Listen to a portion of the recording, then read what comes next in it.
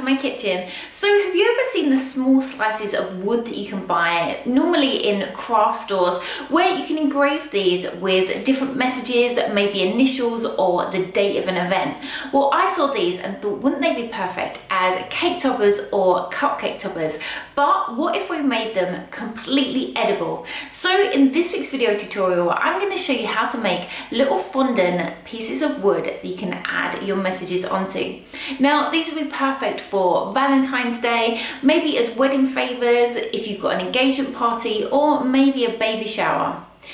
Okay, let's get started. So the things that we're going to need in order to make our slices of wood are, first of all, I've got my fondant. Now I've got 4 different shades, starting with brown, just getting lighter until we get to this ivory at the top. I've also got my non-stick mat, which I'm going to make them on, my Dresden tool, just a small piece of tin foil or aluminium foil, my rolling pin, some edible glue, some edible tints. So I've just got a black, a brown, a chocolate and a cream, a small bottle of rejuvenating spirit, and in order to put some detail on my wooden slices, I'm going to be using the small font set by Sweetstamp, and this is just the cookie set, and I've also got the small little tacky pad. To start with, I'm going to take the 2 lighter colours.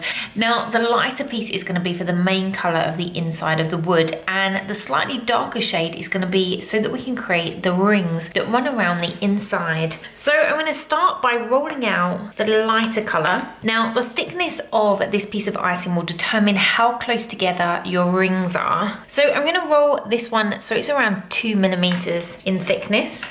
I'm then going to take a knife and just cut this into a rectangle. So my rectangle is going to be around 1.5 inches wide by around 3 inches in length. I'm then going to pop that to one side and take a piece of the slightly darker one. Roll this out so it's a lot thinner. And this is going to give us nice fine rings on the surface. Now I'm going to turn the slightly lighter piece over, add some water onto the back to make the 2 pieces stick together. I can then go in and trim that off. They're exactly the same size. Now I'm going to cut my rectangle into slices which are around 5 millimeters in thickness. Now you want them to be slightly thicker than you want the final disc going to sit on the top of your cupcake. Now for the center of my wood slice, I've just got a small ball around a pea size of the lighter fondant. I can then pick up my first slice and with the darker side against the ball of fondant, turn that, keep winding that round, just creating spirals.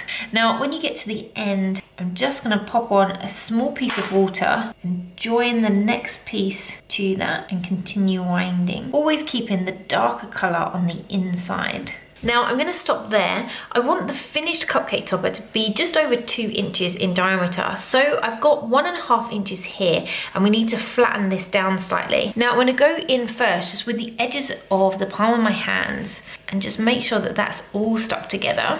I can then take my rolling pin and flatten that out. Now you want to go in different directions so that we get those rings on the top, making sure that we're keeping it in a circle shape. Now I'm going in with my knife, just pushing this against the side so that we've got a nice edge to connect the bark to.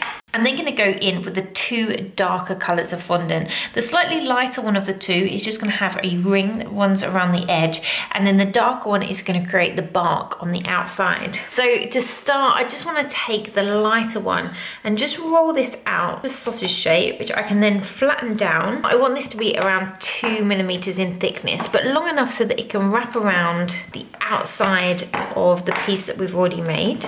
Using my knife, I'm just going to make this slightly smaller. Now I'm going to do exactly the same for the darker brown, but just keep this one slightly thicker, around 3 to 4 millimeters. And again, just make sure that it's long enough. Now you might want to add a small amount of water just down that center, join those together and just trim those off so that they're the same width. I'm then going to flip that over so that the lighter shade is on the bottom. Now to create the texture of the bark, take a piece of tin foil or aluminium foil and scrunch this up, and then use this just to push into that bark, adding in some texture. Now with my Dresden tool, push lines in going from top to bottom, messing that up a little bit so that it looks like rough bark. Now, by doing it this way, we're keeping the lighter colour on the bottom quite smooth, and it's just the outer layer that we're adding the pattern into. If you were making multiple cake toppers, you could make a slightly wider piece and then cut this into your strips. I'm just going to cut this so that it's wide enough for the topper that we've created.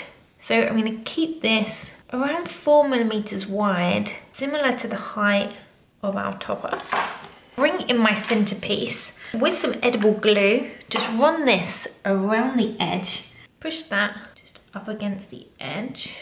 I'm going to go in, make sure that that's stuck all the way around. First of all, just with my fingers, just flatten that down so that it's the same height.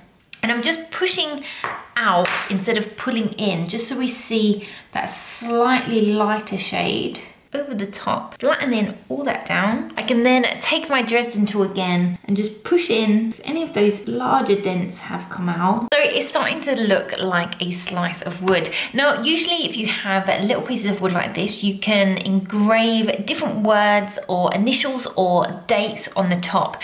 Now, I thought I would just add some initials on this one. So I've got the cookie letter set by Sweetstamp. So we've just got these nice small letters and numbers that we can use to emboss on the top. So just taking a piece of leftover fondant, I'm just going to take out some initials. Now I'm just using an L and an A and also the little ampersand. Lay those out on my little guide. Once I'm happy with the position, I can just bring my little tacky pad, push on top so that we create a little stamp. You then want to line this up on the top of your cupcake topper and just push in slightly. Now, in order to make this slightly more realistic, I'm going to add some colour to this and also paint inside my letters. So on my plate, I've just got some cream edible tin, some brown, some chocolate and a small amount of black. Taking a small paintbrush, start around the edge, taking some of the brown and the black, adding some of that where we added the larger dents, and also with some of the cream, I'm going to go in just adding small amounts of highlight, just so we get some different shades on the edge. Now, with a very small amount of the cream and brown on my paintbrush, I'm just running it around in circles where we've added those lines, just so we get a few different shades of brown coming through. With the brown, I'm going to take some rejuvenating spirit and just mix these together to create a paint. You can mix it with alcohol. The reason I like the rejuvenating spirit is once the rejuvenating spirit has evaporated, you're left with a matte powdery finish rather than it looking shiny. So I'm going in with the smaller brush from the Sweetstamp brush duo, and I'm carefully just painting inside those initials. So once you're done, here we have our slice of wood. I've just made an identical cupcake topper here. Now you can just leave them flat so they go directly on top of the cupcake, or if you want to be able to push them into the top of the cupcake, I'm just going to take a cocktail stick and just in the center push that through. And that's just going to give us a cupcake topper that we can push into the top of the cupcake rather than laying it on the top. I'm just going to leave these to dry so that we can add them to some cupcakes. Okay, so once your cake toppers are dry, I've just got some vanilla cupcakes here and some vanilla buttercream. And using a 1M piping tip, I'm just adding a little swirl so that we can bring in our cake topper and just pop that on the top. So I'm going to do another one here. And I've just got a similar topper, and this one just says love on the top. Now, if you didn't want to have these directly on the top, we've still got the one that we added the cocktail stick into. And instead of popping this one on the top, I'm just going to push that in so that we've got a nice little topper. So here we have the finished cake toppers that just look like little wooden slices which you can add any messages onto. Now I'll also add a link in the description below to my vanilla cupcakes and my vanilla buttercream recipes. I'll also put some videos where I show you different piping techniques that you can use before you add your cake toppers. I really hope you've enjoyed this video tutorial and would enjoy making your own small slices of wood that you can add your messages onto for the celebration that you have coming up. If you have enjoyed the video, as always, don't forget to give it a like, and if you'd like to see more videos like this, you can head over to the video section on the Cakes by Nature YouTube channel, where we have over 100 other cake decorating tutorials just for you. Also, don't forget you can subscribe to the channel and hit that notification bell next to the subscribe button, as this will just alert you every time we upload a new video. Now, I will be putting a link in the description below to all the tools that I used throughout today's video, but until next time, bye!